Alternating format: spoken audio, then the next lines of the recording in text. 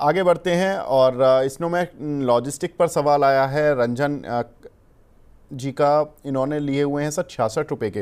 Hold करना चाहिए क्या ब्रिजेश सर? हाँ, आपने कौन सा नाम बताया? सर कौन सा स्नोमैन लॉजिस्ट? लॉजिस्टिक।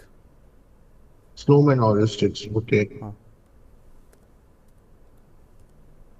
हाँ, और विवेक, मुझे लगता है कि वहाँ होल्ड कर सकते हैं, क्योंकि एक तरह से शॉर्ट टर्म का जो टारगेट है वो मुझे लग रहा है कि वापस 65 से 70 की तरफ अप्रोच कर सकता है। तो हाँ, मुझे लगता है पोजिशंस बने रहना चाहिए।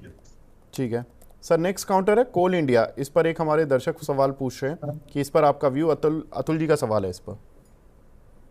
कोई भी पोजिशंस अभी इश्यू आना है उसका सब तो मुझे लग रहा है कि 420 तक का एक कोल इंडिया में भी आपको देखने को मिल सकता है। तो पोजिशंस फिलहाल होल्ड रखें, लेकिन 420 के आसपास अगर थोड़े से प्रॉफिट बांधना है तो बांध सकते हैं। ठीक है, बिल्कुल इसके इशू आ रहे हैं। सब्सिडरी के दो सब्सिडरीज के आईपीओ आएंगे। एक भारत कोल करके है और दूसरी एक इनकी कंसल्टेंसी आर्म है, उसका आईपीओ आएगा। भारत कोल करीब 5% कंट्रीब्यूट करती है कोल इंडिया के प्रॉफिट में।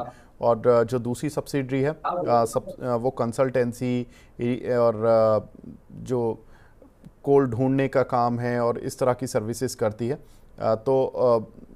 उस कंपनी का जो कंट्रीब्यूशन है कोल इंडिया में केवल 1.5% है। तो ये दोनों मिलाकर सब्सिडी करीब 6.5% का प्रॉफिट में कंट्रीब्यूशन करती हैं। इन दोनों के आईपीओज आएंगे। हालांकि जो बड़ी अगर इनके आईपीओज ठीक ठाक आ जाते हैं सफलतापूर्वक, तो शायद कोल इंडिया पर नज़र इसलिए रखनी होगी क्योंकि जो उनकी दूसरी बड़ी सब्सिडरीज हैं, क्या उनकी भी वैल्यू अनलॉकिंग करेंगी कंपनी, उसकी भी वैल्यू अनलॉकिंग करेगी कंपनी, तो ये थोड़ा सा देखना होगा। इंटरेस्टिंग है प्ले।